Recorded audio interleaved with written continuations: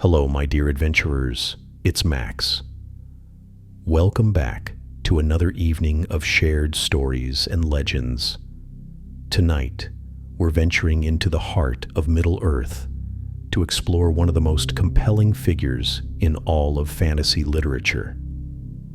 A man who walked between worlds, bridging the gap between ancient nobility and humble service, between legend and reality. Picture yourself in a dimly lit tavern somewhere along the Great East Road. The fire crackles softly in the hearth, casting dancing shadows across weathered wooden beams. In the corner sits a figure you might easily overlook at first glance. Travel-stained cloak, worn boots, a pipe sending lazy spirals of smoke toward the rafters. Yet there's something in his bearing, something in the way he watches the room with those keen gray eyes that suggests depths far beyond what meets the eye. This is our tale tonight, the story of a ranger who became a king, a wanderer who found his home, and a man whose journey would reshape the very foundations of his world. So settle in with your favorite drink, pull your chair closer to the fire, and let me tell you about one of the greatest heroes Middle-earth has ever known. Our story begins not with fanfare or royal ceremony, but with a child born into a world already shadowed by ancient grief and gathering darkness. In the year 2931 of the Third Age, in the wild lands of the north where few dared to venture, a son was born to the chieftain of a scattered people. These were the Dunedain, the Rangers of the North, descendants of kings who had long since lost their throne, but never abandoned their duty. The child's father was a man named Aragorn, a leader who carried the weight of his bloodline with quiet dignity. His mother, Gilraen, possessed the gentle strength that would prove so crucial in the dark days ahead. And the babe they named Aragorn, though neither parent could have imagined the extraordinary path that lay before their son. Even were whispers among in those earliest days, "They're the wise." The child's grandmother, Evorwen, was known for her gift of foresight, and she spoke words that would echo through the years to come. She gazed upon the infant with eyes that seemed to see beyond the present moment, beyond the humble dwelling where he lay, into a future where this child would bear symbols of hope and renewal. Her prophecies spoke of a green stone that would one day rest upon his breast, a token of healing and restoration that would mark him as something far greater than a simple ranger's son. But fate, as it often does, had trials in store before any prophecy could unfold.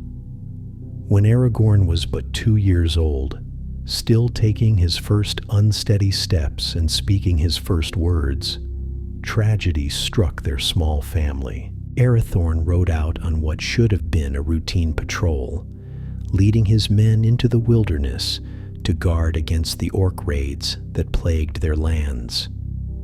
It was dangerous work, the kind that had claimed many good men over the years, but Aragorn was skilled and experienced. None expected that he would not return. The attack came swiftly and without warning. Orc arrows found their mark, and Aragorn fell defending the very people he had sworn to protect. When news of his death reached their hidden settlement, a pall of grief settled over the Dunedain. They had lost not just a leader, but a symbol of their enduring purpose.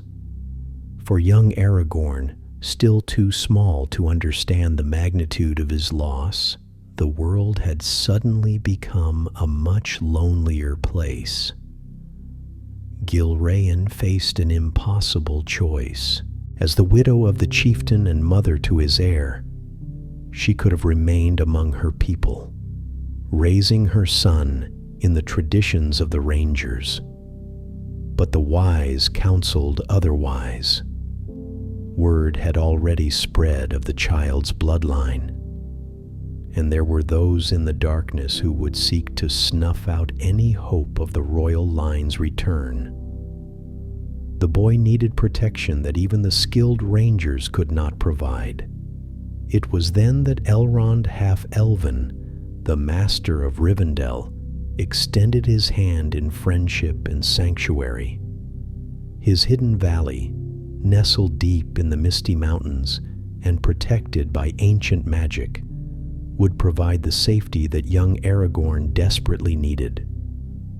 More than that, it would give him an education and upbringing worthy of his heritage, preparing him for the destiny that awaited. The journey to Rivendell was undertaken in secret, mother and child traveling hidden paths known only to the Rangers and their elven allies. When they finally arrived at the last homely house, Gilraen found herself in a place that seemed touched by starlight itself. Fountains sang in silver voices, gardens bloomed with flowers that never faded, and the very air seemed to whisper of peace and timeless beauty. Elrond received them with the warmth reserved for honored guests, though his keen eyes saw much that others might miss.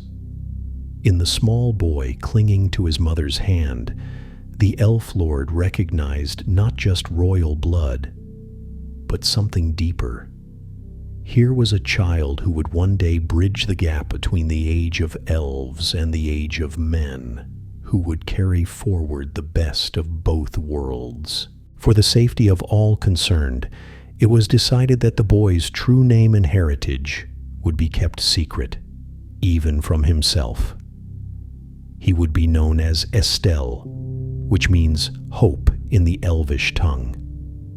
It was a name that carried both blessing and burden, for hope can be the most precious gift or the cruelest torment, depending on whether it is fulfilled or dashed against the rocks of harsh reality.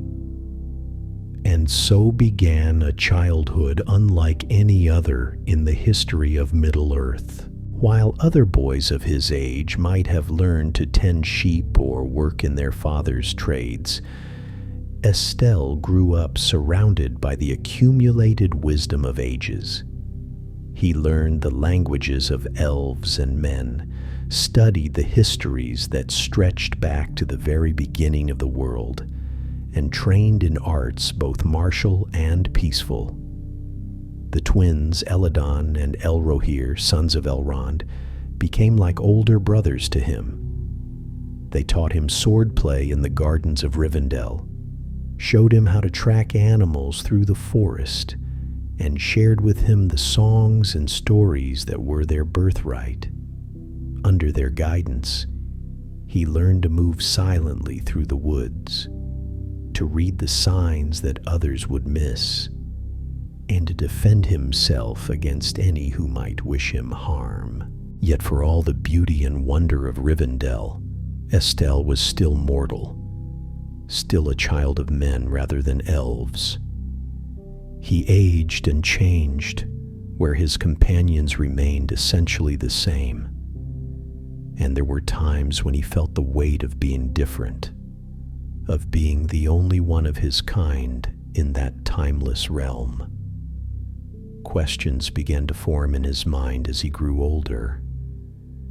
Questions about his past and his purpose that no one seemed willing or able to answer. The years passed like pages turning in a great book, each season bringing new lessons and experiences. Estelle grew from a curious child into a thoughtful youth, then into a young man whose potential was becoming increasingly apparent to those who knew him best. His 21st birthday approached, and with it would come revelations that would change everything he thought he knew about himself and his place in the world. On the morning of that fateful day, Elrond summoned him to his private study, a chamber lined with ancient books and maps that told the story of Middle-earth's long history. The Elf Lord's expression was grave, tinged with the sorrow of one who must deliver news both wonderful and terrible. For 20 years, he had been both father and guardian to this young man, and now the time had come to reveal truths that would send him forth from the safety of Rivendell into a world full of danger and uncertainty. The conversation that followed would echo through the ages, recorded in the annals of both elves and men, as one of the great turning points of the Third Age. Elrond spoke of bloodlines and birthrights, of ancient oaths and modern perils. He revealed the truth of Estelle's parentage, explained the significance of his true name, and placed before him the heirlooms that were his by right of birth. The first was a ring of exquisite craftsmanship, silver wrought in the shape of two serpents with emerald eyes, supporting a crown of golden flowers.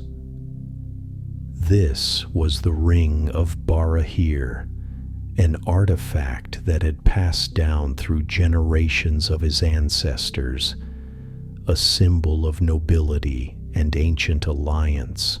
The second heirloom was perhaps even more significant, though it appeared at first glance to be nothing more than broken metal wrapped in cloth.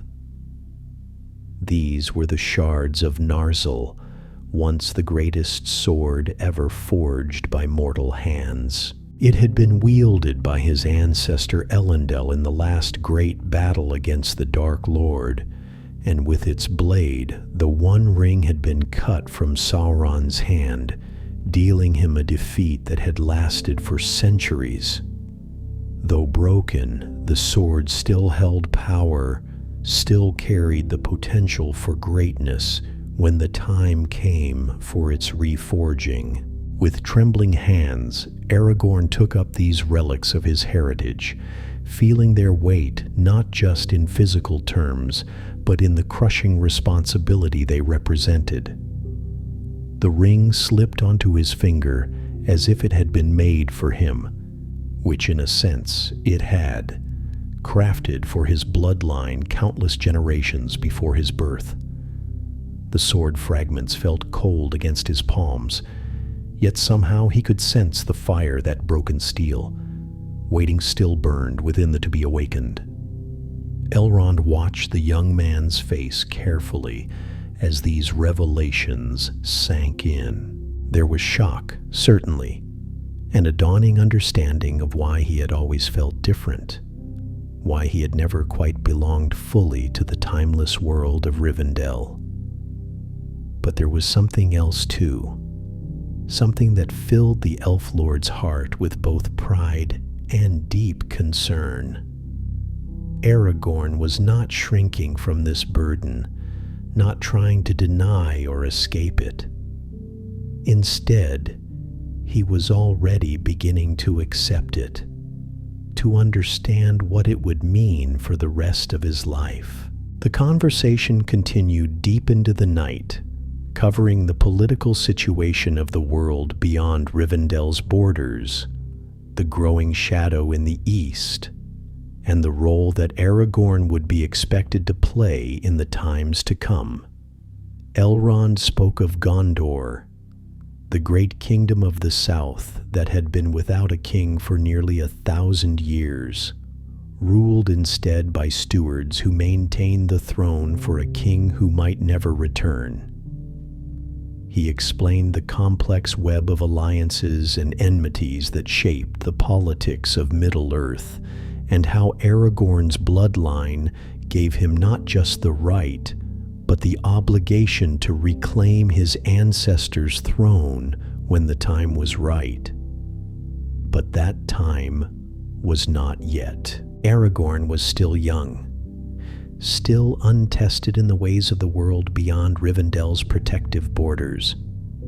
Before he could hope to rule others, He needed to learn to rule himself, to understand not just the theory of leadership, but its practical application in a world where every decision could mean life or death for those under his care.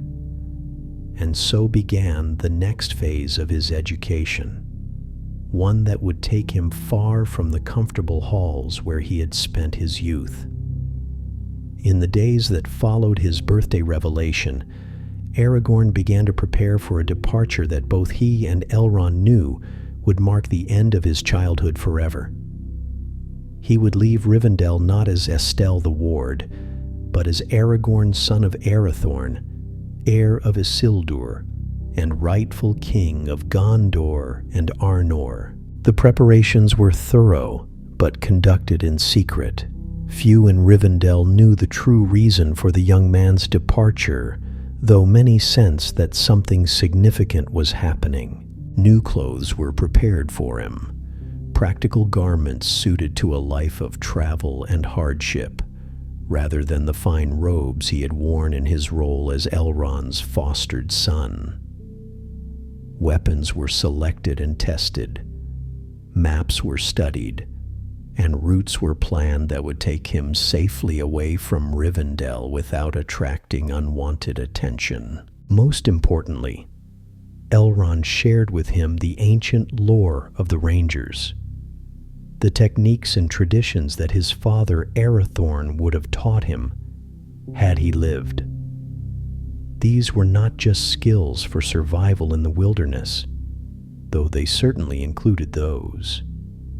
They were the accumulated wisdom of a people who had spent centuries guarding the borders of civilization, protecting those who could not protect themselves, and maintaining watch against evils that most folk preferred to pretend did not exist. The Rangers were masters of stealth and tracking, able to move unseen through hostile territory and read signs that others would miss entirely. They knew which plants could heal and which could kill, how to find water in the driest wasteland and shelter in the most exposed terrain. More than that, they understood the delicate balance between concealment and intervention, knowing when to act and when to remain hidden, when to fight and when to flee. These skills would serve Aragorn well in the years to come, but they were only part of his education. He also needed to understand the political landscape of Middle-earth, to know who could be trusted and who could not, which alliances were strong and which were mere conveniences that would dissolve at the first sign of trouble. The world beyond Rivendell was a complex place, full of competing interests and ancient grudges, and navigating it successfully would require all the wisdom he could gather. As his departure date approached, there was one more crucial element to his preparation. Elrond arranged for him to spend time with his mother Gilraen, who had remained in Rivendell all these years, watching her son grow from afar, but respecting the decision to keep his heritage secret. Their reunion was both joyful and bittersweet, filled with the love of a mother who had sacrificed her own happiness for her child's safety, and the grief of knowing that this might be their last time together for many years. Gilraen had aged in ways that the elves had not, bearing the full weight of mortality that was the inheritance of men. Yet she remained beautiful in Aragorn's eyes, and wise in ways that complemented the knowledge he had gained from his elven tutors. She told him stories of his father that Elrond had never known, shared memories of the Dúnedain culture that had shaped his earliest years, and gave him insights into the character of the people he would one day be called upon to lead. Most importantly, she helped him understand that kingship was not about power or privilege, but about service and sacrifice. A true king, she explained, was one who put the needs of his people before his own desires, who bore the burden of difficult decisions so that others might live in peace, and who understood that the crown was not a prize to be won, but a weight to be carried for the good of all. The day of departure arrived with the crisp clarity of early autumn, when the leaves were just beginning to turn and the air carried hints of the winter to come. Aragorn stood in the courtyard of Rivendell, dressed now in the practical garb of a ranger, with pack and weapons ready for the long road ahead. Around him gathered those who had been his companions and teachers for 20 years, their faces reflecting the mixture of pride and sorrow that comes with watching a beloved child step forth into an uncertain world. Elrond spoke final words of counsel and blessing, his voice carrying the weight of ages and the love of a father for his adopted son. The twins Elladan and Elrohir embraced him as a brother, promising that the bonds forged in Rivendell would endure no matter how far his travels might take him. Other members of the household, from the highest nobles to the simplest servants, offered their own farewells and good wishes for the journey ahead. But it was his mother's blessing that moved him most deeply. Gilrain placed her hands upon his head and spoke words in the ancient tongue of the Dunedain, a prayer for protection and guidance that had been passed down through generations of their people. In that moment, Aragorn felt the full weight of his heritage settling upon his shoulders, not as a burden, but as a mantle of purpose that gave meaning to all the struggles that lay ahead. And so he set forth from Rivendell, walking the same paths his mother had traveled 20 years before, but in the opposite direction. Behind him lay the safety and comfort of the only home he had ever truly known. Ahead stretched the wild lands of Middle-earth, full of dangers and opportunities, challenges and choices that would shape not just his own destiny, but the fate of all free peoples. The young man who had entered Rivendell as a frightened child was leaving as something far different. He carried within himself the wisdom of elves and the courage of men, the learning of ages and the practical skills needed for survival in a harsh world. More than that, he carried hope, that most precious and fragile of gifts, which had been nurtured and protected through 20 years of careful preparation. His footsteps echoed on the stone bridge that spanned the river, then faded into silence as he disappeared into the forest beyond.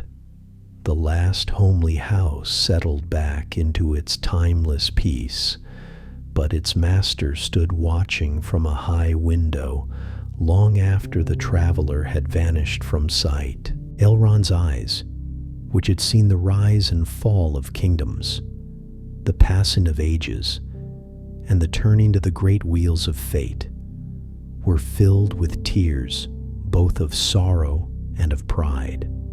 For he knew, with the certainty that comes only to the wise, that he had just witnessed the beginning of a legend that would be told and retold for as long as men drew breath and sang songs around their fires. The boy who had been called Estelle, Hope, was now walking the path that would lead him to become something far greater. The Age of Kings was returning to Middle-earth, and its herald had just stepped forth into the world. The wilderness welcomed him like an old friend, though he had never walked these paths before. There was something in his blood, some ancient memory passed down through generations of his people, that made the wild places feel like home. The The first weeks of his journey took him through lands that seemed caught between autumn and winter, where frost painted the morning grass silver and the last stubborn leaves clung to their branches like old men reluctant to let go of life. His destination was not fixed, for this was to be a journey of discovery rather than simple travel from one place to another. Elrond had given him guidance, suggestions of places he might visit and people he might seek out. But the specific path was his to choose. This freedom was both exhilarating and terrifying. The first real taste of the independence that would define the rest of his life. The Rangers had always been solitary by nature, accustomed to long periods of isolation, broken only by brief encounters with their scattered kinsmen. Aragorn found himself adapting to this lifestyle with surprising ease, as if some part of him had been waiting all these years to embrace it. He learned to read the weather in the behavior of birds, to find shelter in places that seemed to offer none, and to move through the landscape with the silent grace that was the hallmark of his people. His first real test came when he encountered a group of bandits who had been terrorizing merchant caravans along a stretch of road that passed through a narrow valley. These were not orcs or other creatures of darkness, but men who had chosen to prey upon their own kind, driven by greed and desperation to abandon the bonds of civilization. They had established a crude camp in a cave overlooking the road, from which they could spot approaching travelers and plan their attacks. Aragorn watched them for 3 days from concealment, studying their patterns and weaknesses. There were 8 of them, well-armed but poorly disciplined, more like a pack of wolves than a military unit. Their leader was a scarred man who ruled through fear and violence, keeping his followers in line with casual brutality that spoke of a soul long since corrupted by the darkness he had chosen to embrace. On the 4th night, when clouds obscured the moon and the camp was deep in sleep, Aragorn struck. He moved through their defenses like a shadow, using skills learned in the practice yards of Rivendell, but applied now with deadly purpose. By dawn, the bandit threat had ended, though not as bloodily as it might have. Several of the men found themselves bound and disarmed, their leader among them, while others had simply fled into the night when they realized their situation was hopeless. The confrontation with the bandit chief was particularly instructive.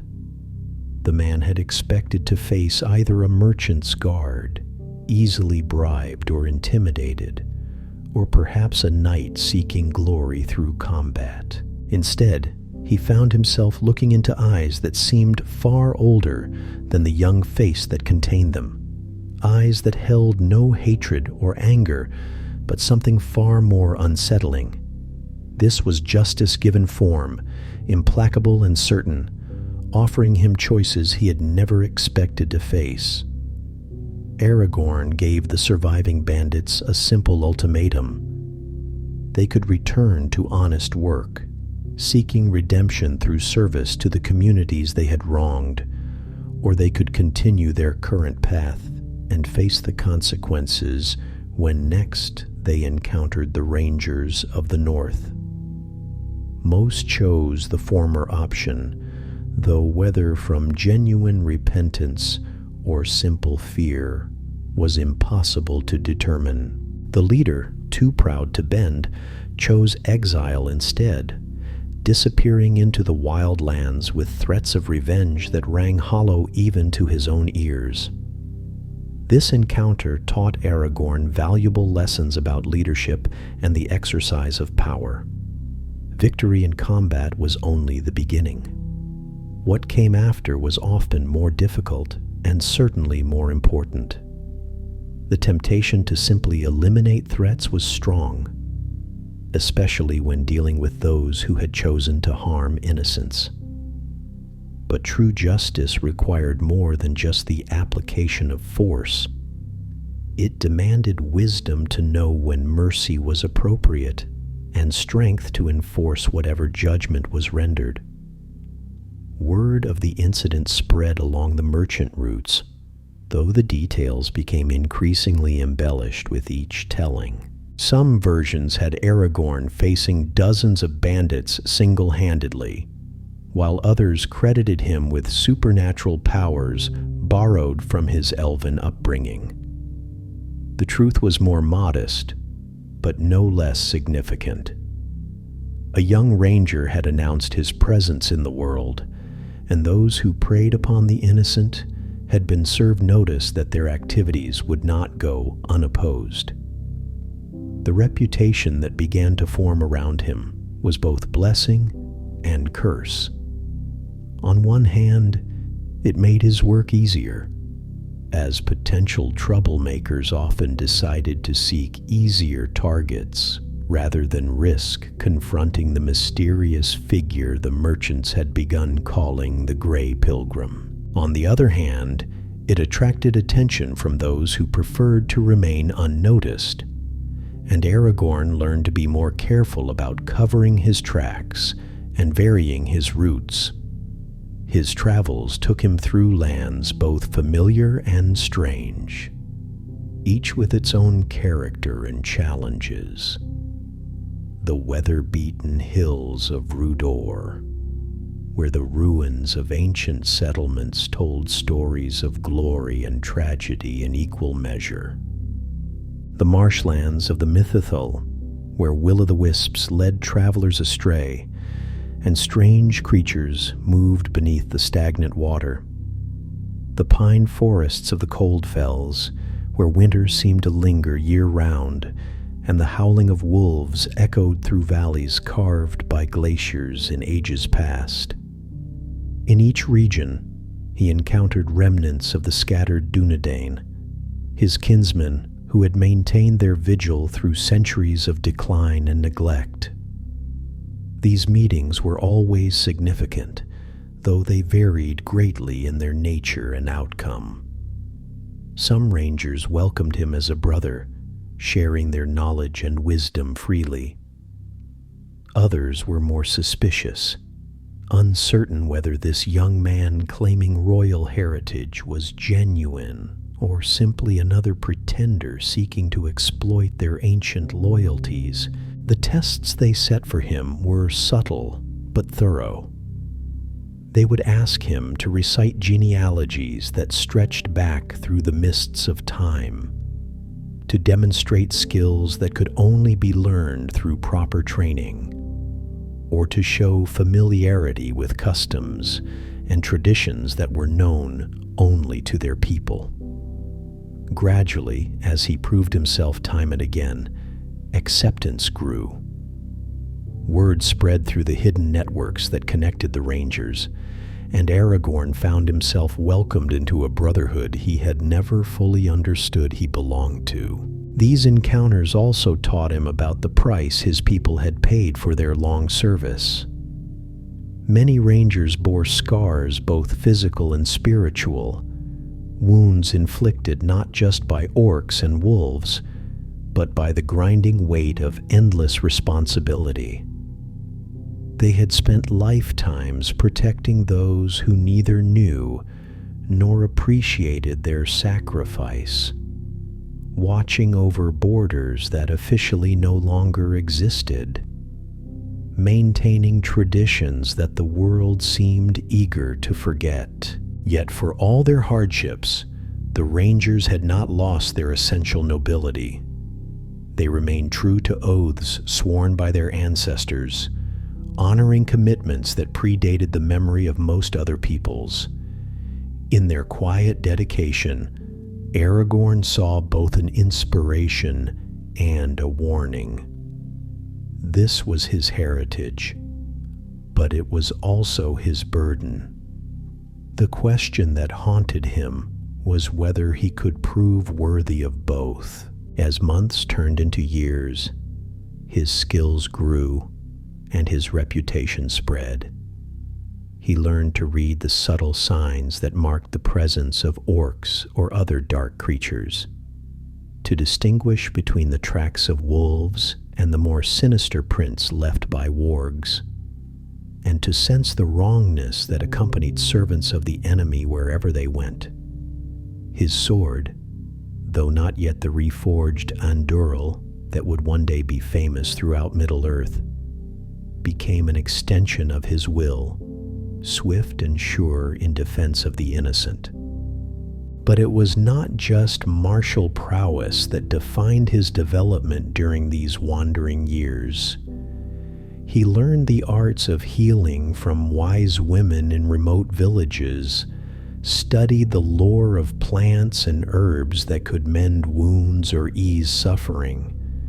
He discovered that leadership was not about commanding others, but about inspiring them to be better than they thought they could be.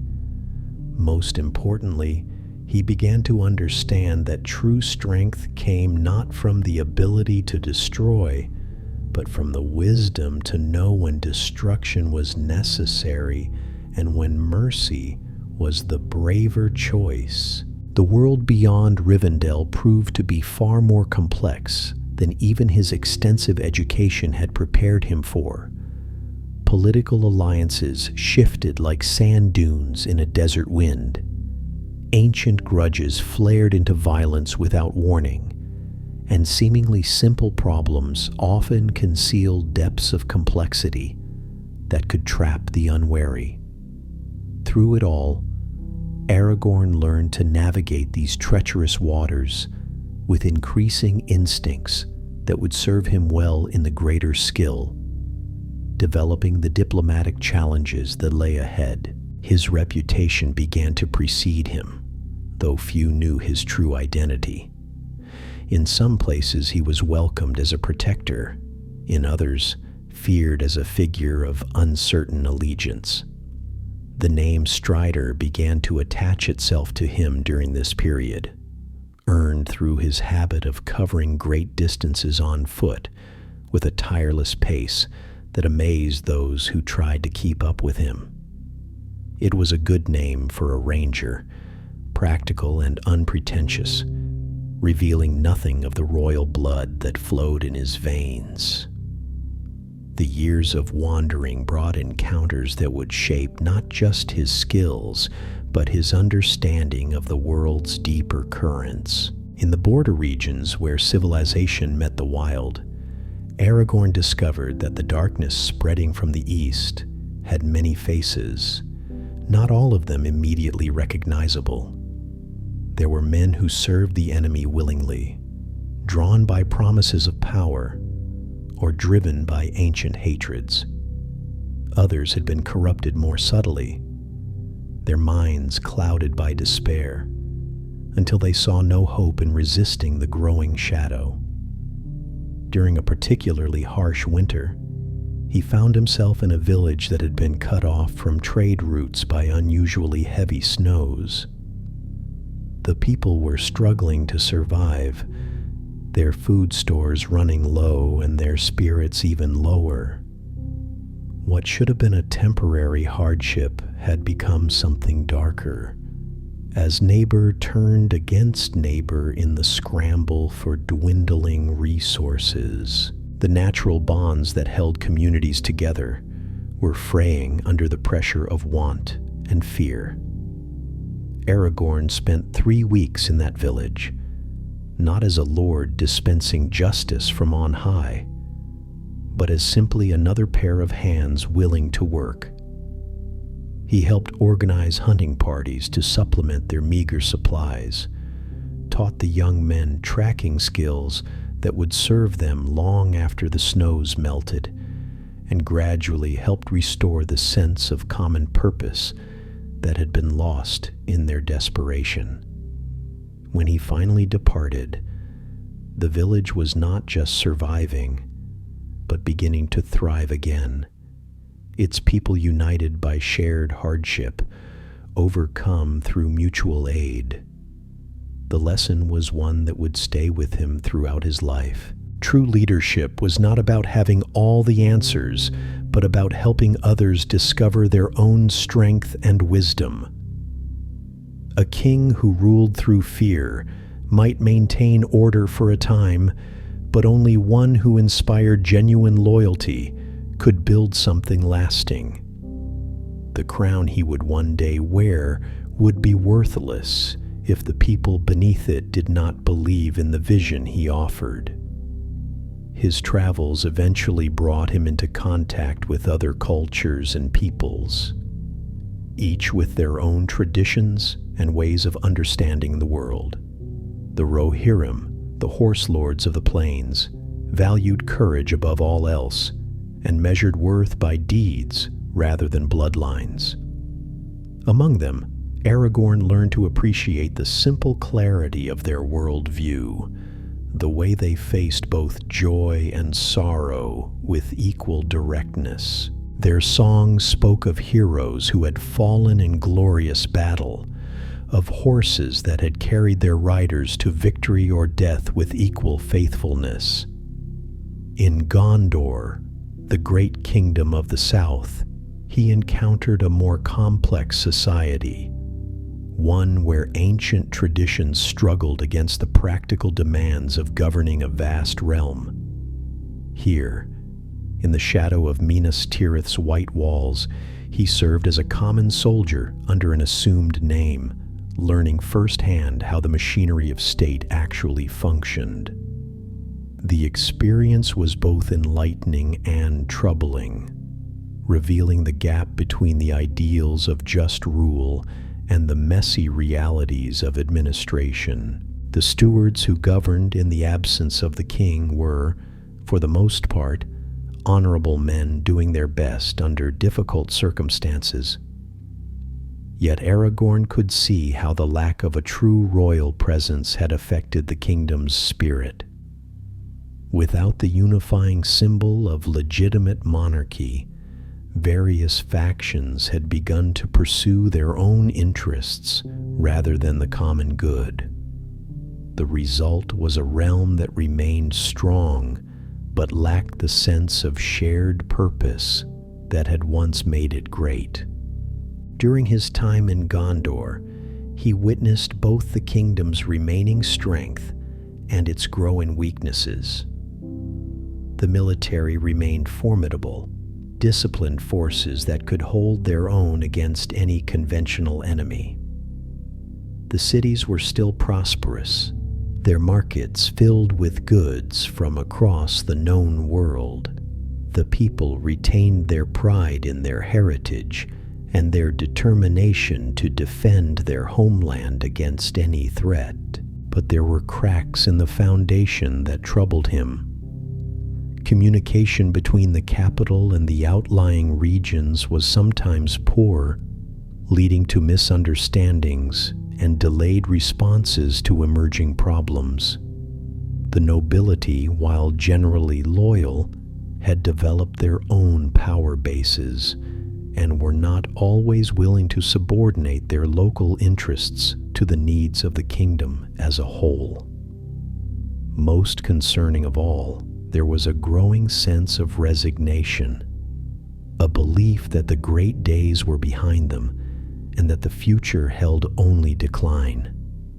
Aragorn's service in Gondor was marked by several notable incidents that would later become part of his legend, though at the time they seemed like ordinary examples of a good soldier doing his duty. There was the night raid against corsair ships that had been harassing merchant vessels along the coast, an operation that required both careful planning and decisive action when the plans inevitably went awry. His leadership during that mission earned him the respect of his comrades and the attention of his superiors, though he was careful to deflect too much praise, lest it draw unwanted scrutiny to his background. There was also the defense of a border fortress that came under sudden attack from a large orc raiding party. For 3 days, a small garrison held out against overwhelming odds, buying time for reinforcements to arrive. Aragorn's knowledge of defensive tactics, learned from the Rangers but refined through study of Gondor's military traditions, proved crucial in organizing the defense. When relief finally came, they found the fortress still in friendly hands, though at considerable cost to its defenders. These experiences taught him valuable lessons about the nature of command and the weight of responsibility. Every decision he made in battle had consequences not just for himself but for the men who trusted his judgment. The burden of sending good soldiers into danger, knowing that some would not return, was one that would haunt him throughout his life. Yet he also learned that paralysis in the face of such responsibility was worse than any mistake made with good intentions and clear purpose. His time in the South also brought him into contact with Gandalf the Grey, though their first meeting was casual enough that neither immediately recognized its significance. The wizard was traveling through Gondor on business of his own, seeking information about ancient evils that might be stirring in the dark places of the world. Their conversation, conducted over ale in a tavern near the Pelennor Fields, ranged over many topics, but kept returning to the question of how good men should respond when faced with growing darkness. Gandalf seemed to see something in the young soldier that others missed, asking probing questions about his background and his understanding of the larger forces at work in Middle-earth. Aragorn answered carefully, maintaining his disguise, but sensing that this gray-cloaked stranger was far more than he appeared to be. The wizard, for his part, seemed satisfied with what he learned, though he offered no explanations for his interest. Their paths would cross several more times over the years, each encounter deepening their mutual respect and understanding. Gandalf never directly acknowledged that he knew Aragorn's true identity, but his advice and guidance became increasingly valuable as the young ranger's responsibilities grew. It was the wizard who first suggested that Aragorn's education might benefit from exposure to other lands and peoples, setting in motion the journeys that would take him far from the familiar territories of Gondor and Rohan. The eastern lands proved to be a revelation, both beautiful and terrible, in ways that defied easy description. Here were ancient cities that predated even Gondor's founding, their architecture following principles that seemed alien to Western eyes. The people were diverse in their customs and beliefs, some maintaining traditions that stretched back to the elder days, others having adopted new ways brought by conquerors or traders from distant realms. Not all of these eastern peoples were friendly to travelers from the west, but Aragorn's growing skill at languages and his genuine respect for other cultures served him well. He learned to observe without judging, to listen without immediately offering his own opinions, and to find common ground with those whose ways of life differed radically from his own. These skills would prove invaluable in later years, when he would need to forge alliances with former enemies and unite diverse peoples under a common cause. In the far south, beyond even the borders of Harad, he encountered landscapes that seemed to belong to another world entirely. vast deserts where the sun blazed with merciless intensity, jungles where the very air seemed alive with unseen dangers, and mountains that rose like spears thrust up from the earth's heart. The peoples of these lands had their own stories of ancient wars and fallen kingdoms, their own heroes and villains, their own understanding of the great forces that shaped the world's destiny. Some of these southern lands bore the mark of the enemy's influence, their rulers having accepted the Dark Lord's promises in exchange for power over their neighbors. Aragorn saw firsthand how such bargains ultimately served neither party well, as corruption spread like a disease through societies that had once been healthy and strong. The lesson was clear, though painful to witness. Evil might offer quick solutions to immediate problems, but the long-term cost was always higher than anyone anticipated. Yet even in these corrupted realms, he found individuals who had maintained their integrity despite enormous pressure to conform. Secret societies of scholars who preserved ancient wisdom, merchants who refused to trade in slaves despite the profits involved, common folk who quietly helped refugees escape persecution. These encounters reminded him that the capacity for good existed everywhere, even in the darkest circumstances, waiting only for the right moment to emerge. His journey through these distant lands also brought him face to face with creatures and phenomena that existed nowhere else in Middle-earth. Giant serpents that could swallow a horse whole, birds with wingspans that cast shadows like storm clouds, and plants that moved with purpose, despite having no apparent means of locomotion.